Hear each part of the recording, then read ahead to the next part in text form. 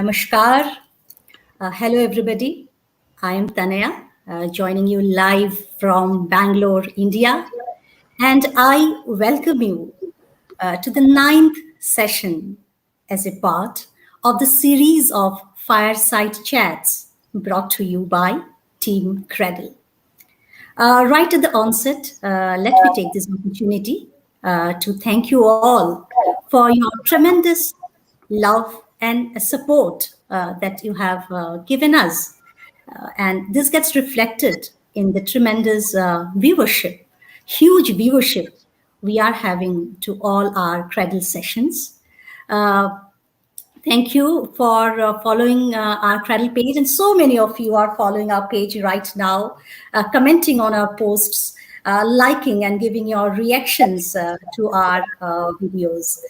It is your love, your affection, your support that gives us the energy, that gives us the inspiration to move ahead. Tomorrow, we in India are celebrating our 75 years of independence. While this is certainly a very joyous occasion for us, it is also a time for us to look back as well as look forward. Look back and reflect, look back and try to understand if we have made the best use of our independence. How have we fared as a nation? And look forward and try to see what's the road ahead of us. How can we all get together and contribute to building a better nation? On the other side, if we look at the situation around the globe, the pandemic, the coronavirus pandemic, is still wreaking havoc. And it has brought a lot of restrictions to our personal lives, a lot of restrictions which has curtailed our freedom. And in the midst of all this, so we thought that it is good to pick up a topic which is related to freedom.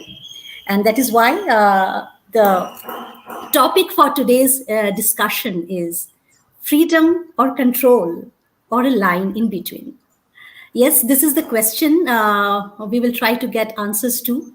And to explore answers to this question, I have with me, joining me today, a very, very special guest like always. May I please have him on screen?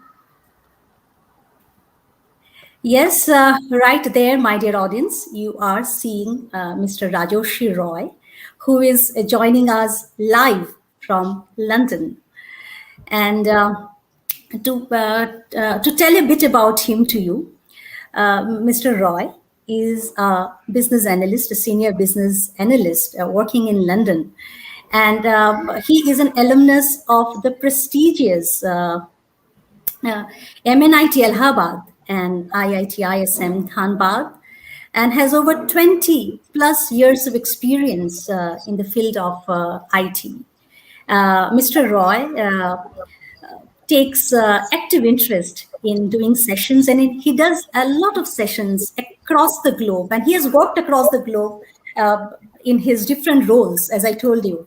And he also likes to do sessions across universities in the globe, where he talks about the philosophy of his spiritual master, talks about the philosophy of life and growth, being and becoming. And it is absolutely my pleasure, my privilege to welcome you, Mr. Roy, today to this fireside chat. And I look forward to having an engaging conversation with you. Thank you, Tanya. And thanks a lot for all of you to invite here to talk. And very good. I think since I'm based in London, so I would like to say good afternoon, but in India it is good evening. And sometimes some parts of the world, it could be good morning also. Absolutely, absolutely. Thank you so much. So I'm tempted to jump straight away to the topic. And as I told you, our topic is related to freedom. So I will start with the basic. So what, Mr. Roy, according to you, is freedom? What does freedom mean? And why do we all love it so much? Yep. That's a really great question, because freedom means, I believe it is different to different people. because nowadays we see a lot of discussion about the freedom of speech, freedom of expression, freedom of religion, freedom of doing whatever I would like to do, freedom of choosing my partner. Lots of freedom we talk about it. But like I say things that what I'd like to share. One thing like at the beginning of this conversation, you told a lot of things about me. Well, that's okay. But I would like to say that I am an ardent devotee of my village of my religious guru, Seti Thakur Nukul Chandra. I I believe he is one of the greatest philosopher of our time because he has kind of given the messages of 26,000 pages in his lifetime. So like those all those messages are absolutely great thing for the current and future generation so that they can make their life better. But on this context, I'd like to say, like, as per Sisi Thakur's philosophy, the freedom means how we can be free from our complexes. Because what we see that the root cause of our problem in our life is the complexes.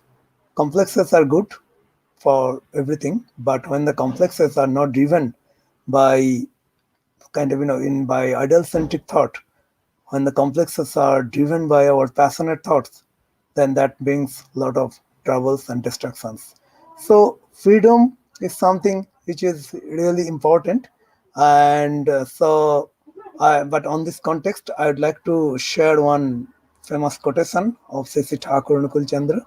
I picked this quotation from one of his very important book, The Messages, Volume 4. This message, Thakur says, what is the meaning of freedom? Freedom means, Thakur is saying, to be free. First make thy dome of existence free in all respects with the laws of existential upkeep. And then freedom will make every individual free with freedom. What does that mean? That means to be free.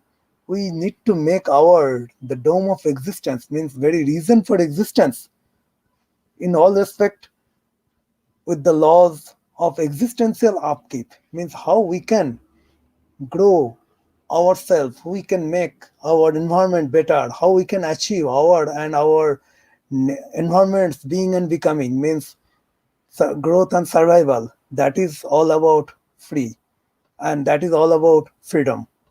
And otherwise, freedom could be anything to anyone, but this is the real freedom where being free to make good for everyone, including myself and everyone, including my environment in my you know my Sure. near and wider environments. Thank you. Sure. Very, very interesting perspective and a bit different from how others would perceive or think about freedom. So, what you were saying in line with the thoughts of our spiritual master, the great spiritual master, Sri Thakur, is that freedom is an internal state of being, which is not determined by external factors, right? So, rather, it is derived from our independence from the negative dynamics in our being, and I think that is what you mean by complexes, the Correct. negative dynamics that hold us back, from our life and growth. Yep. So good. I think completely different perspective out there. So while we all love our freedom, Mr. Roy, but many times we see that too much of freedom becomes a little harmful, wherein many people getting liberty drunk across the lines of decency or social conduct. And that is what brings to mind the concept of controlled liberty as against absolute freedom. Yep. So, absolute freedom, Excuse. no problems. Absolute freedom or controlled liberty. What do you think is better? Yep. Say thing is that if we mean absolute freedom, then we need to understand what does it mean. Means am I saying that I am free to do everything? I am free to break the rules? Because probably if I'd like to get absolute freedom, that means probably I don't wish to be con- confined by any sort of rule. maybe like for example, I live in the city of London where the road traffic, so within city traffic, I mean speed limit is 30 mile per hour. If I would like to be free, I might like to drive at 70 mile per hour, but that is not going to work. And so my freedom is limited up to where others annoyance or other disturbance or others inconvenience don't start. For example, like if I would like to have a freedom, like I will drive as according to me whenever, and there should not be any kind of restriction on the driving. So we know that few years back there was a famous case like Bollywood actor Salman Khan, in a drunken condition he was driving a car, and then accidentally he killed a couple of people, those who were sleeping on the pavements in the city of Mumbai. So that way, then that freedom is not at all a freedom, rather it is a great distraction. So I would say that control liberty is absolutely essential. Otherwise, and also to be free, sometimes I still can remember that when I was in university in mid 90s, that time there was a popular song by Queen rock group that I want to break free. I fall in love for the first time. That means what type of break free? Means just leave out everything, don't do anything, just drink and do whatever you like. But society does not accept that. So definitely, the controlled liberty is really important. But now, if we say the liberty, then what do we understand about liberty? Liberty means also sometimes we we sometimes use this liberty and freedom in somehow in same fashion, because the moment we see liberty in the Western world, we know the term is associated with one of the most viewed statue in the world, at least by personally or by photo, that is a Statue of Liberty, that is a symbol of America's independence. But liberty also sometimes we mean freedom. But again, I would like to refer one message given by my spiritual guru, Sri Thakur Nukul Chandra, in his famous book Message, The Messages, Volume 4. The liberty lies in the bosom of self-help and compassionate, interdependent collaboration. Any disturbance in this solace of liberty that makes otherwise is the demoniac display of self aggrandizement. Quite big message, so I will just explain in next 1 minute. So what Thakur is saying in the first two lines, the liberty lies in the bosom of self-help and compassionate interdependent collaboration. So it says a couple of very important, this sentence contains very few important keywords, that liberty lies in the bosom of self-help, means how I can help myself, how I can improve myself, how I can achieve how I can reach the greater heights of my life in all aspects of life, not just in materialistic way. It is a combination of materialistic as well as spiritual. And compassionate interdependent collaboration means I need to be compassionate, and I need to understand that interdependence is the key, and also we need to be collaborate.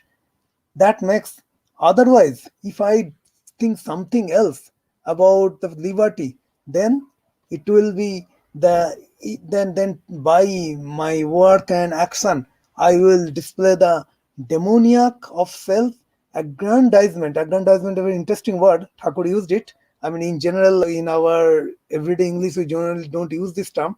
This means act of increasing the wealth or prestige or power or scope or of something. So somehow I would like to project, which is not like self-aggrandizement, means I would like to show off my own capability or etc.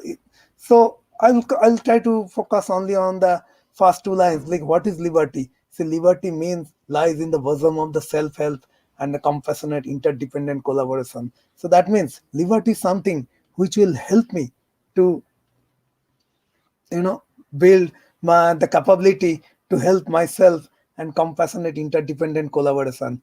I understand maybe this definition is completely different of what we know about liberty, but so that is the beauty of this session, that we are talking little bit about the Sri Thakur, Anukul Chanda's philosophy also. So he has explained many key terms in a completely nice and dynamic and Absolutely. pragmatic way, and that helps us to understand these terms much better.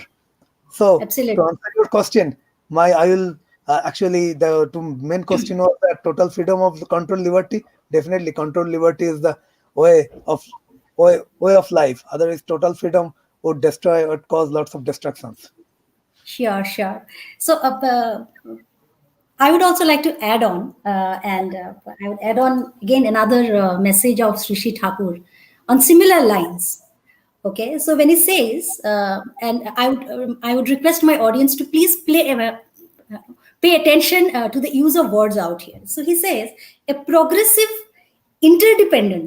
progressive interdependence among individuals is independence.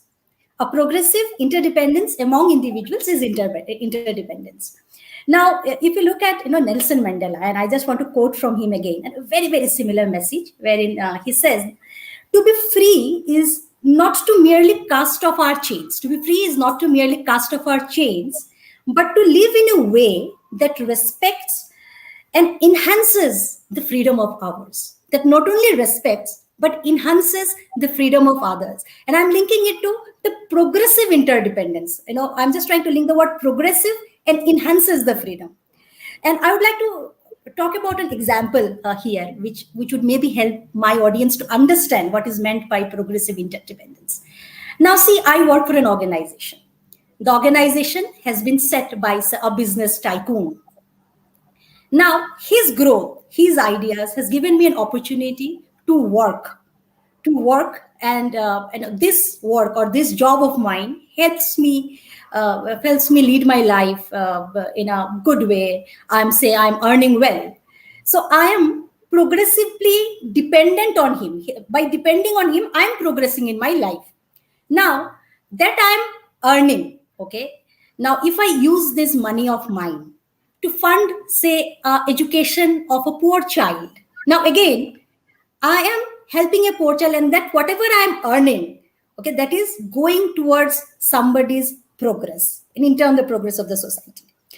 And it's not only about money. Say, for example, whatever I have learned, if I am able to share my learnings with others, again, it is leading to some good, some progress. So, as per me, I don't know whether I'm right or wrong, but that's what I think is meant by progressive interdependence, wherein we are dependent on others. We are, completely dependent on various things, on people around us, and at the same time we are taking as well as giving back, and this give and taking back is leading to an overall progress of the society.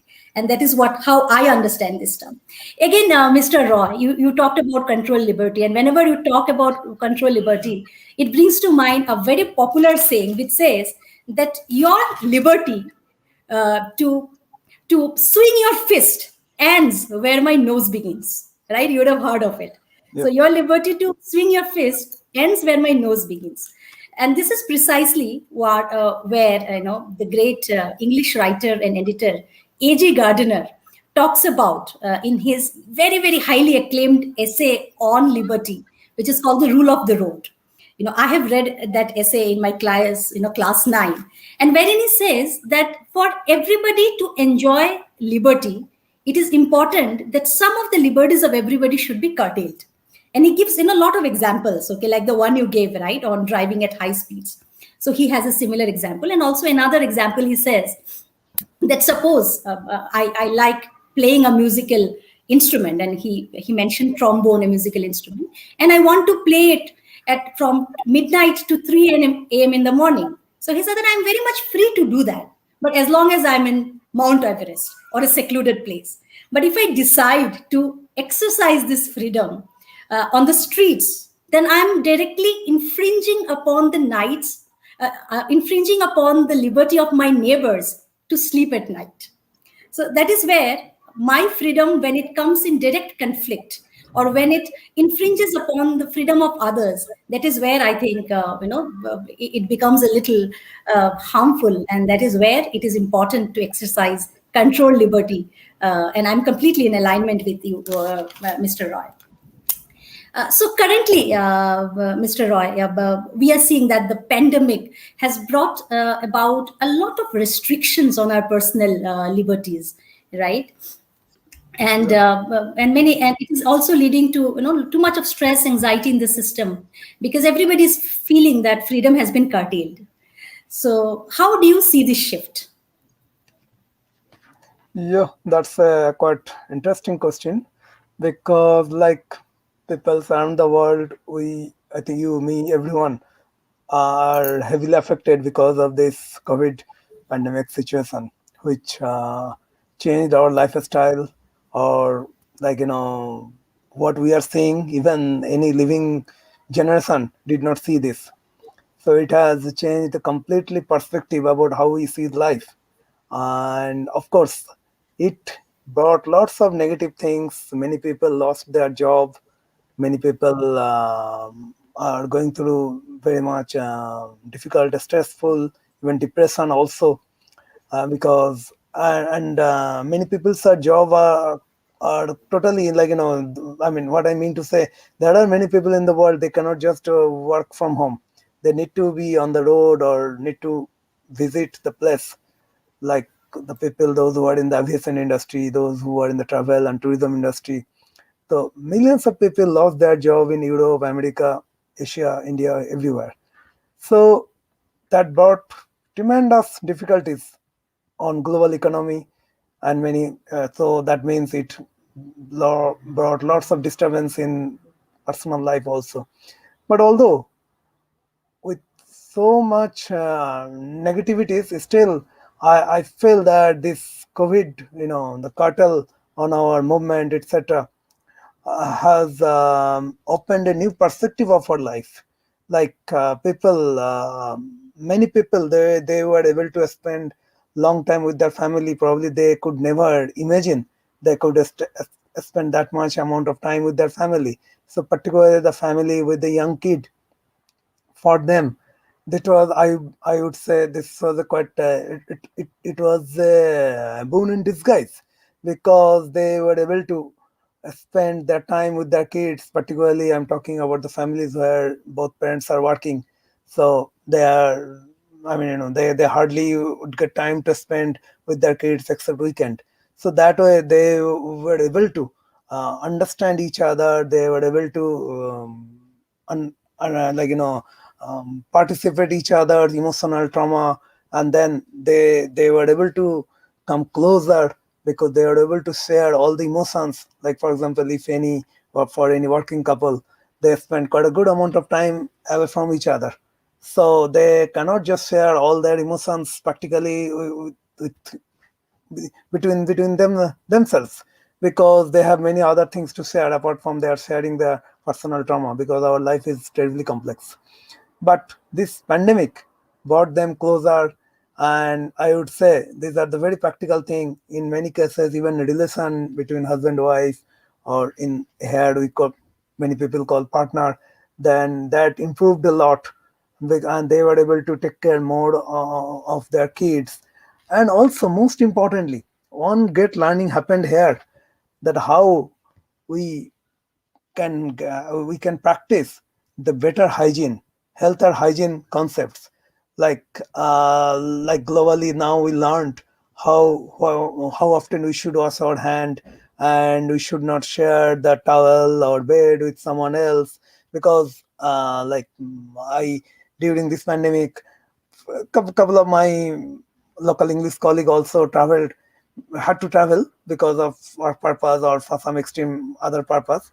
And then I heard that people, they were carrying their own towel, and they carrying their own bedsheet. And the most interesting thing here, actually, my spiritual guru Sisi Thakur has told all this hygiene, health and hygiene practice hundred years back, and he also kind of suggested that the people should not share others bed or their bed sheet. If they need to visit, and then wash hand, even you accidentally put your hand on nose or put the hand in your mouth, and lots of things. But now good thing is that all the established institutions and then government of developing, underdeveloped any countries, they are teaching us this hygiene things, that how to practice all these hygiene concept, how often you need to wash your hand, and just you don't share your food with anyone, and don't even share with your dress or with your whatever, anyone. So this is absolutely fantastic. And then I would not say fantastic. See, fantastic, that means probably I would say what I meant, that that is so much, I would say that it is so, I find that when I read Thakur's this health and hygiene messages, and when these messages are coming in a particularly different tone from the institutions, so that proves that Thakur's ideology is so much practical and so much pragmatic and forward thinking, so that whatever we can't see, but Thakur has a great vision. Thakur had a vision for many thousands years ahead of what could happen. So that's why he has given these messages. So this pandemic taught us that how this health and hygiene is so important. And I believe, and other thing I would like to quote here, that during this pandemic, we also learned the value of our life in a completely different way. Because I can say, like, here I was involved in one community project in my local area in London, where, like, we identified, in our local area, that in how many houses only old person or single persons are living. They were not able to go out for their everyday shopping. So we formed a team, and then we arranged some cooking, and then we distributed the food to those persons, those who can't travel because of their age, and then many other factors due to this pandemic time. And that taught us the value of life. Value of life is cannot be measured by the number of bedrooms in my house and what type of car I drive. Value of life depends on the humanity. And I think once the pandemic will go, then people will carry on these humanities as well as health and hygiene practices, so that future world will be much better and more conducive for our life and growth. Absolutely. Very profound and positive thoughts out there, Mr. Roy. And my take is that while the pandemic has certainly curtailed our physical freedom to an extent, right? But I don't think it has done anything to our psychological freedom. As I said right at the start, that freedom is a state of the being, it is a state of my mind. People could imprison the likes of a Socrates or a Nelson Mandela or a Mahatma Gandhi, but they were not able to imprison their thoughts. They were inside those cells and they were guiding and inspiring so many people out there in the open. And on the other hand, if you see, there are so many people like us who are roaming free, but we are always gripped by, say, fear, anxiety, worries, which is tying us down. Uh, and as you also rightly said, Mr. Rajesh, the positive side of the pandemic is that, like as a mother, I'm a mother and I go to I was going to the office as well.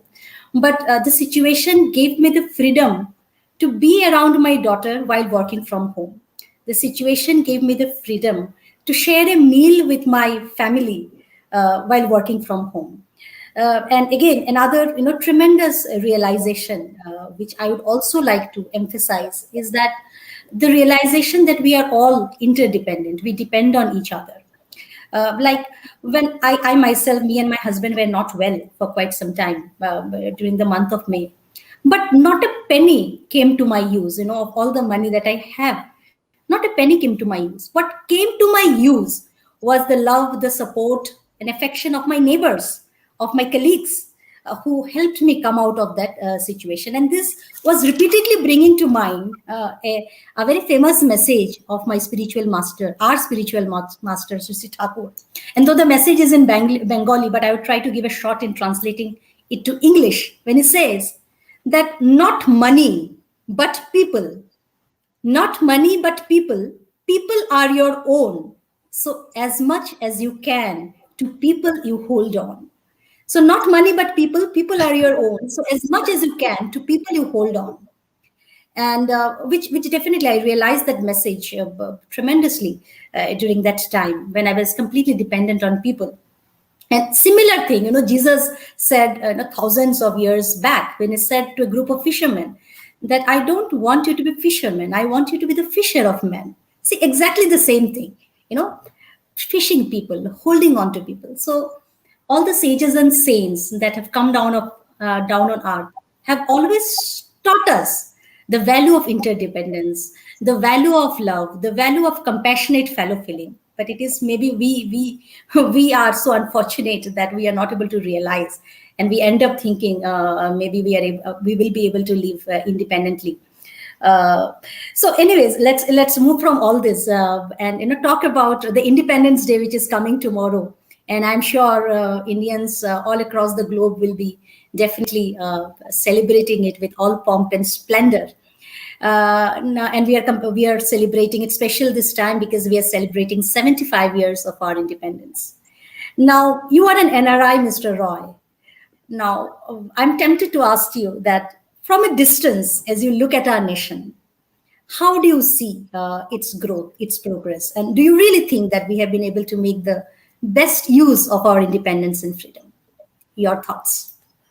Thanks for this question. That is also quite interesting question, and I would say that that's absolutely appropriate question on the I would say the pre just before Independence evening, evening before the 75th Independence Day.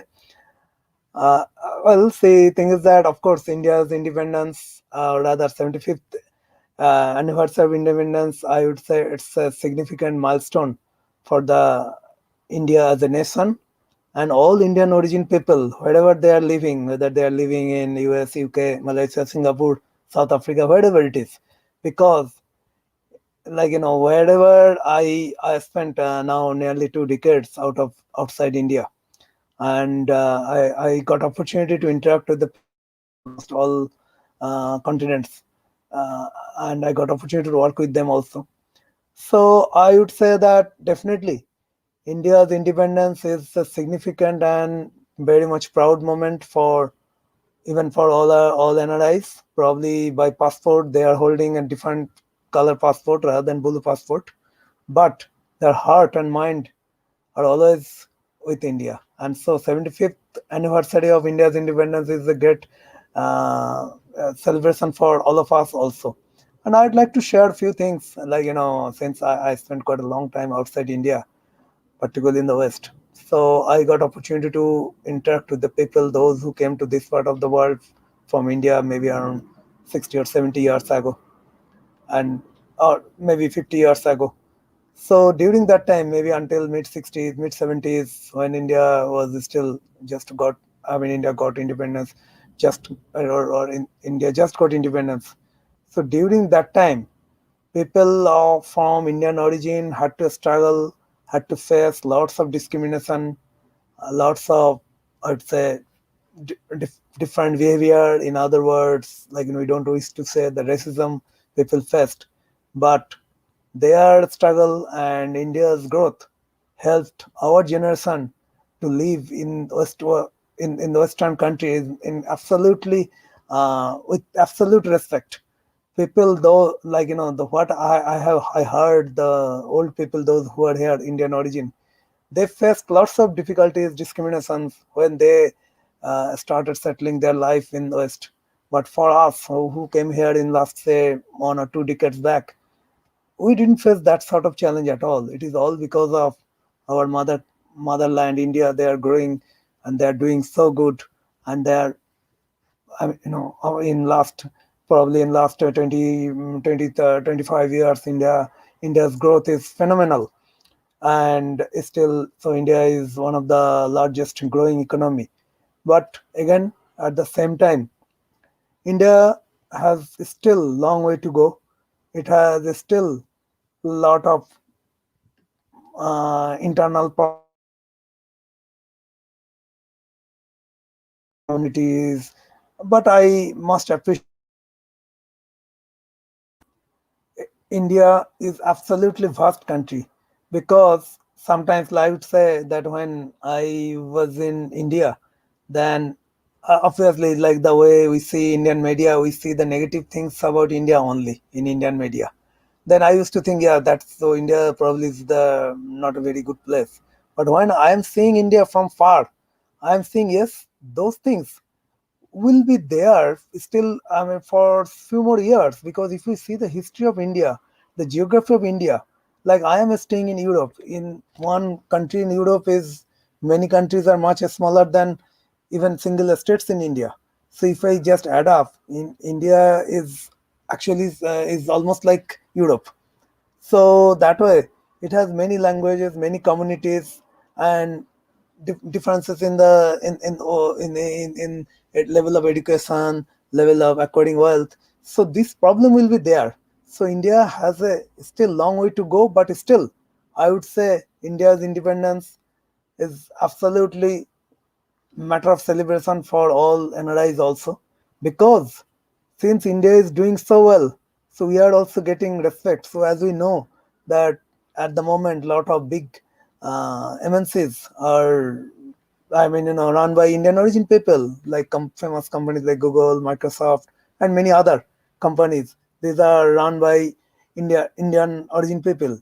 Because since India is doing good, so that's why we are also getting good respect in the West. So it will be great celebration for us. But on this Independence Day, I must quote on a small message before finishing my answer for this question, of a small message of our spiritual guru Sri Thakur. Thakur is saying that auto interdepending fellow feeling is the root of interdependence. So basically, independence is interdependence. Because if we see even independence of any country, any, say, even the most powerful country on earth, America, US, if we see those who know how the global economy runs, they can understand clearly.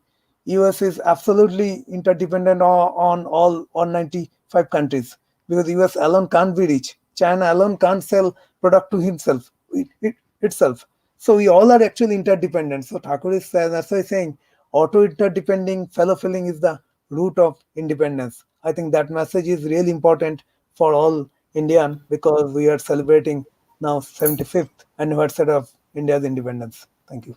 Absolutely, absolutely, and what a beautiful message out there, and it's very encouraging to see such positive comments from your side on how is India being viewed globally and from the lens of an NRI, and a very positive messaging out there, Mr. Roy.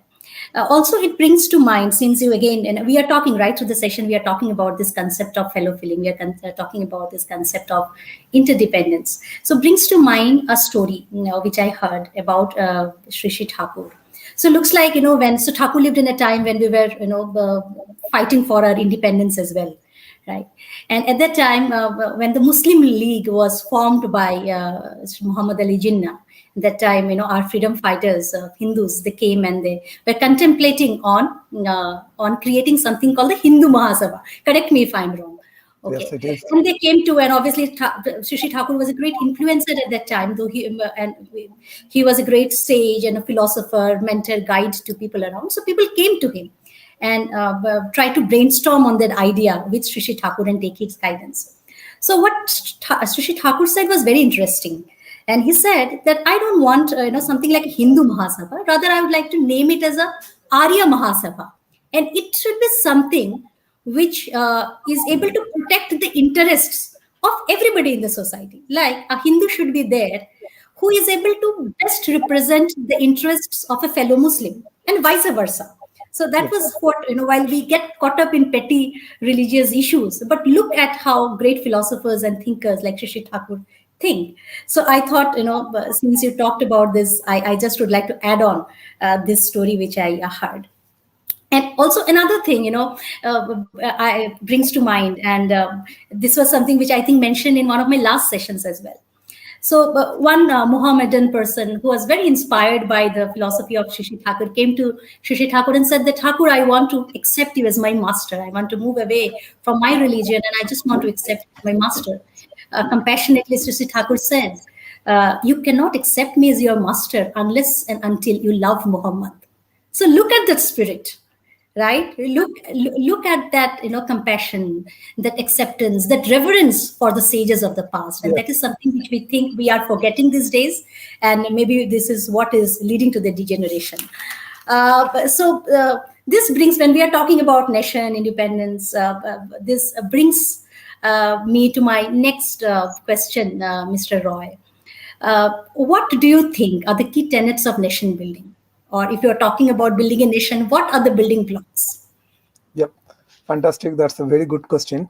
I would say, since actually, as I mentioned at the beginning of this talk session, that apart from all my professional qualifications, etc., I love to say that I am an ardent devotee of Sri Thakur and Kulchandra. So my answers will always be kind of towards Sri Thakur's philosophy. So as Thakur and Kulchandra has mentioned, the nation, and of course everyone, many other philosophers have also mentioned, the nation. What is a nation? Nation is the combination of individual only. So uh, building a good nation means, first thing we'll have to do, we'll have to build build a good people, good individual, good man. So that's why Thakur Ankul Chandra's organization Satsang is also called a man making factory. Man making factory, where man can become, like, can improve their quality of life, their quality of their thinking, the level of their consciousness. So all those, like, great qualities. Because if we see, the God, when God created millions of other animal and man, says God has given extra thing to man, that is consciousness. And how to improve this consciousness, that is all about human purpose. Because if we see the history of humankind, then you will see the human was always kind of, always interested to invent something new, to invent something, the way their thinking and life become better. So to build a great nation, we need to start from how to build a great person, how to build a great individual. And to build a great individual, most important thing is that individual should have a living ideal. Because unless and until individual attach themselves with the living ideal, they cannot work free in the sense, they can't be free from the complexes. Because unless and until the individual will attach themselves with a powerful magnet like a living ideal, then complexes, the attraction for the complexes will be so high, they will always think about very much in a narrow way. Because what we see, like, whenever even we get lots of professional success, but still our thoughts, sometimes thoughts and actions are very much our passion driven or our complex driven, which quite often demonstrates our ego. So to come out from all these things, we need to build a great individual. And if we can become, we all, then we need to mean that, including myself also.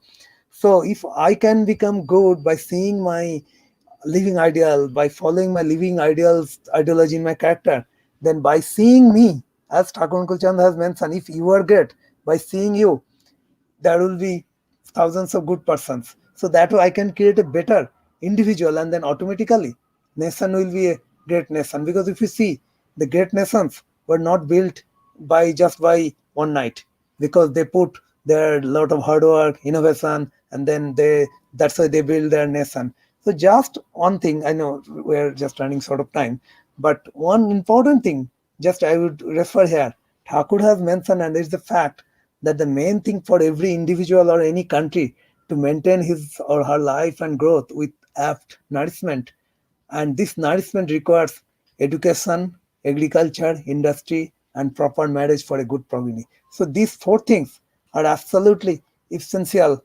I mean, these four things, if people practice these four things in a proper way, then along with the individual's growth, we can make a great nation. So thank you. Absolutely. And I think you referred to a message from the book Satyanusaran. And Yes. I would also like to quote from there. Uh, is that Shishi Thakur said that you are responsible. You are responsible for the present and future of your own self, the society, your family, and the entire nation. So, Shishi Thakur is completely putting that ownership on us. And who are we? We are individuals, the basic building blocks, as you told, right? The persons, we as individuals we form societies. Societies form nations. And so I think it is important to focus on ourselves before, and to create good human beings. First do it myself, and then by looking at me, people also try to imbibe the same spirit. And the same thing is being mentioned by an eminent psychologist, Carl Jung, right? Who says that everything starts with self. Everything starts with self awakening, self reflection. And I thought I would just add on to it. So this brings me to my last question, and I would like you to spend some time on this before we go to the questions of the audience. I think we should give some time to our audience questions as well. So my last question for this evening to you, Mr. Roy, is how can we channelize our individual liberties to build a great society and the nation at large? Yep. Fantastic question. I think this question will be a little bit connected about liberty, what we discussed at the beginning of our conversation. So at the beginning of our conversation, I mentioned one message. So I'll just use the same message again, because Thakur mentioned here, the liberty lies in the bosom of self-help and compassionate interdependent collaboration. So if we see this message Thakur is clearly saying liberty lies in the bosom of self-help. So probably it means what you just referred one message, like everything is dependent, all my future and present of myself, my family, country, society is dependent on me. So liberty starts from there itself, the bosom of self-help, like how I can help myself, how I can improve myself. So if I can improve myself, then what will happen? Then eventually I will be able to help other people also to make their life better, their life more prosperous, and then eventually that will be the starting point of building a great nation. Again, since we are talking about this freedom, independence, building the country, so on this subject, Sir Thakur Nukul Chandra has given many messages. I must say that I did not see that many messages on this kind of political science, or what to say, that sociology, given by any other prophet or guru. So here also I would like to quote one message here. Thakur is saying the freedom dwells in the bosom of love and interdependent service to one another is the solemn creator of independence. So when we are able to love myself, when I am able to help myself to improve my thinking, my to elevate level of my consciousness, all these things, and then automatically interdependent, then the concept of interdependence will grow in my mind, and that will help me to help others. See, thing is that in today's world, whenever we try to help someone, then what we see, first thing, if I help this guy, then will that guy return anything to me? Can we get some favor from him, if or her? If not, then what is the point of helping? But that's there actually, importance of having in living ideal is helps Absolutely. us. So when I have the living ideal, then I can think that anything I do, then that will be the great thing, and then my guru will be happy, and that itself is my whatever my that is the price of doing things. So this thing will come in my mind only and only when I am attached with the living ideal. So whatever I Absolutely. would say at the end of my conversation, my question session, that would like to build a great nation, I would like to get freedom, I want to break free, I want to get a liberty, I want to grow, whatever. The ultimately and the key thing is that every individual must attach living ideal, and attaching the living ideal and removing the complexes is the key thing for our individual success, individual growth, as well as our society and country's growth. Absolutely. So very, very profound and interesting thoughts out there. So what you are saying that if we really need to build a good society, we need to be good ourselves.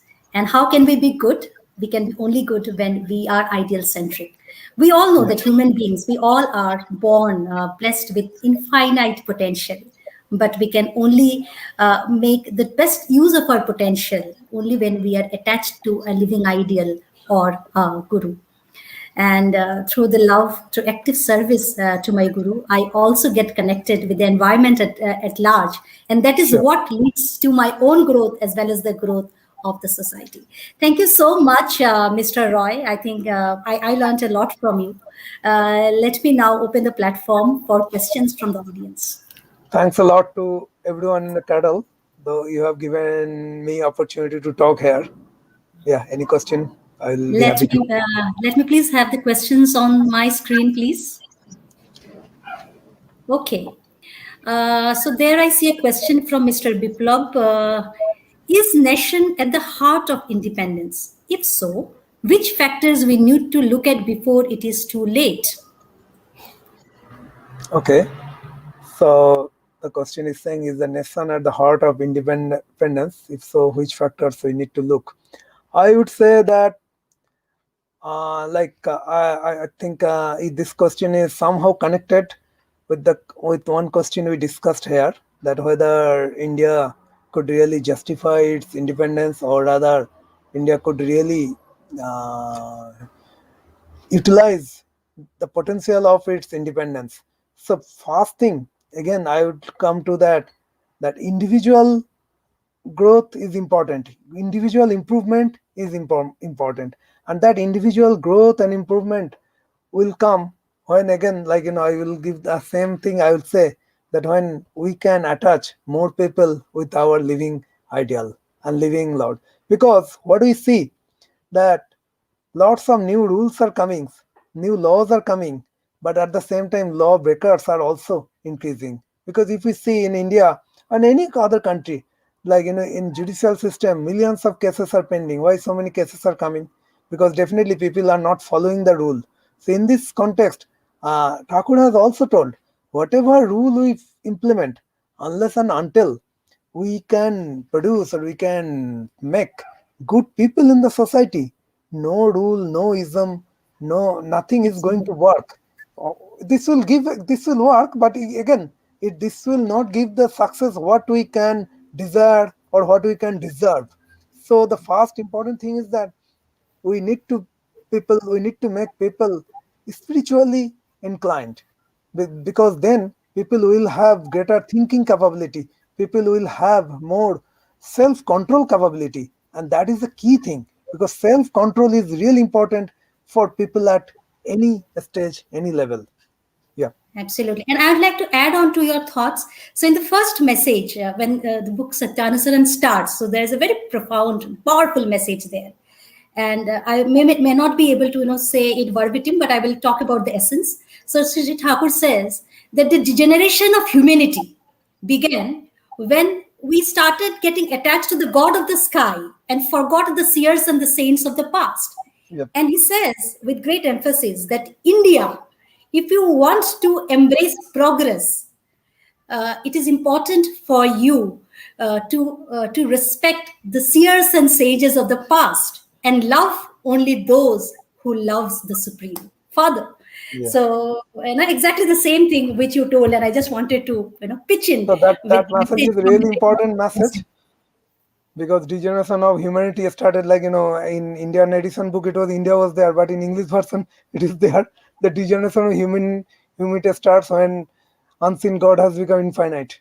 yes, that is I was Yeah, forgetting no, no, the that's absolutely the great message. I verbatim think message. Yes, once. that's a wonderful starting point for reading Satyanusaran, the Yes, Pursuit yes, of and I Truth. would definitely urge my audience to please look up on the net, and we would put the link up here in our Cradle page. Satyanusaran, a very I say it's a powerhouse of wisdom. So please grab your copy and start reading and implementing some of the messages. May I have the next question on my screen, please? Okay. So the question from Swati Sarkar: isn't independence a distorted view of human existence? Liberty is required only when one feels suffocated. Sense of oneness with everyone, doesn't it defy the notion of freedom?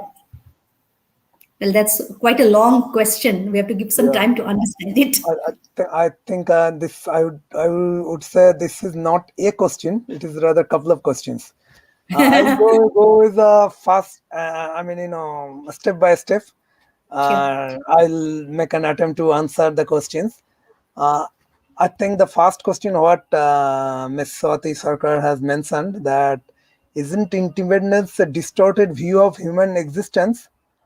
I would say, well, like at the beginning of my talk, I mentioned that independence mean many things to many person. So that way, if like as I mentioned, like we all has got our own consciousness and thought process. So this question, independence, a distorted view of human existence. Well, I would say that, well, you have all the right to ask the question, but exactly what do you mean? It is not very much clear to me, because human existence we see the distorted, how it is distorted version. Sorry, I mean I really didn't understand, because independence is mean, I mentioned independence mean many things, but tomorrow we are celebrating 75th independence, that is a political independence. So political independence has its, I would like to attempt some answer. The political independence has its own importance, because as we are saying that when any, if the country is not ruled by your people, then you won't, then probably you won't be able to develop. That is very much sure. So that's Absolutely. why millions of people sacrifice their life to get this independence. So definitely it is a great moment for our pride. Absolutely.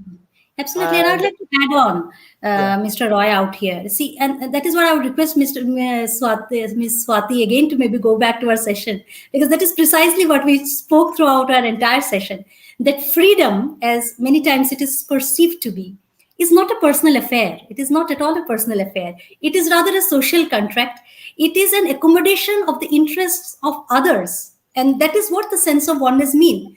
The sense of oneness means when I am able to accommodate the interests of others, enjoy my own freedom, at the same time make sure that I'm respecting and letting people to enjoy their freedom. So I hope that answers your question, Ms. Swati. uh, Any yeah. last question before we Okay. wind up? Mr. Roy, would you like to add a perspective here? I No, think we are actually, trying. see, I think Miss Swati asked a couple of more questions. So if we, I know it is, we have a time problem. So I would like to just tell, can we get the Swati's question once again, please? Is it okay, or question and gone?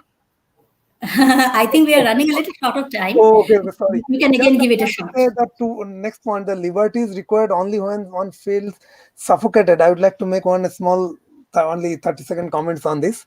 See, thing is that this is something like, it is what you mentioned here. It's quite important point. I would not disagree, because liberty is, as I mentioned, like, the way we feel liberty means we need some kind of independence. Say just I will give a very practical example. Sometimes what happens when a man and woman is married, say for 20 years, sometimes they feel a little bit itching. They don't find that relation is that exciting anymore. That's a really real life problem. So that time they might feel that, oh my god, I'm, for both of us, I'm feeling suffocating, so let's move on, and then let's explore somewhere different. But ultimately, will that bring real peace, or will that bring more destruction? That is the question. But if we attach ourselves with living ideal, and if we meditate, then we can come out for this sense of suffocation, because whatever we feel, liberty, feel freedom, feel happy, feel sorry, all these are a state of mind. So if we attach ourselves with our living ideal, and if we can meditate, then we can utilize our mind power, and we can improve the level of our consciousness. Then even if we lots of difficulties, apparently difficult situation, we can find that life is absolutely beautiful. Sorry, next question. A very, very, very good example out there. Yeah. So the next question from Mr. Deepak Kumar Das. What, in your views, are the difference between liberation and freedom in relation to the journey of life? Okay, that's again. Thanks a lot for this question. This question again, like, I think again I will have to go back to the term, the liberty, what Thakur has told, because my answer will always be connected with Sri Thakur Ankul Chandra's philosophy, because the liberation and freedom in relation to journey of our life. So again, I can, if I connect what Miss Swati asked, this according to in individual people, liberation could be be different thing, because I can say, like, when I was in college in mid 90s, that time there was a concept called women's liberation, and that time one magazine used to come, Femina, the Femina for the women of substance. Because why those magazine and concept came, because in India traditionally it was thought that women will not do outside work, they will do homework. So people, like, started, probably many people have started feeling suffocating, or they were thinking that their liberation is curtailing because of that. But as we are connected with living ideal, then we understand these things completely different way and completely more pragmatic way. But here, what are the views of difference and freedom in relation to a journey of life? So what I can see in our journey of life, sometimes we will face obstructions, and sometimes life will be very much nice, because as we I think many of us here must have studied trigonometry in our plus two. So we have read the sinusoidal curve. How sinusoidal curve, the frequency moves. It is always up and down, up and down, up and down, like that. So our life is also like that. So sometimes we will feel that we need the liberation and we need to be free. That free could be even, like, sometimes we work, for example, we work in any organization for many years. So I'm not feeling any my growth opportunity, or whatever. I'm not liking my colleague, my boss, I'm not liking my boss, then also I might feel suffocating. So that way, I mean, I might feel that I need to move on. So it all depends on my level of my consciousness and level of my mindset. So if I can attach ourselves, I can attach myself with living ideal, then I can cross over all these obstructions and the Sure. feeling of this. Then always I will feel that actually I'm liberated, I'm free. Then there is no, I don't need to get any a special moment to feel I'm free. If I am attached Sure. with my living ideal, then I am always free. Thank you. Next Sure, question. absolutely, absolutely. And our spiritual master Sri Thakur was not a man of magic and miracles. He never believed in it, and what he taught us was always practical wisdom, practical teachings, practical messages, practical things which we can very much implement in our life, and Yeah. which can help us move smoothly across this sinusoidal curve, which you mentioned about the sinusoidal curve of our Yeah. life. So thank you so much. We have come to the end of our session today, Mr. Roy. I definitely liked interacting with you and learned a lot from you. And I'm sure my audience would have also got benefited from the session today. Thank you so much Thanks a for lot to you joining. also, Miss Tania. It's really a great pleasure to talk to you. Thank you. So, my dear audience, as we celebrate 75 years of our independence, as we celebrate Independence Day tomorrow, let us strive to be free from the bondage of our inner self, the negative dynamics or the complexes which hold us back from life, growth, and progress. Let us not be liberty drunk, but rather let us use our liberties to make the right choices. Let us channelize our liberties in the right direction so that we are helping nurture the life and existence, the growth of not only us, but of the entire environment around us. So I end with a quote here. May we think of freedom. May we think of freedom not as a right to do as we please. May we think of freedom not as a right to choose as we may please, but as an opportunity to do what is right. My wishes to all of you in India on the Independence Day tomorrow. Do have a good time. And I sign off with a promise to come back with another session next month on the page of Cradle. Thank you so much. Namaskar.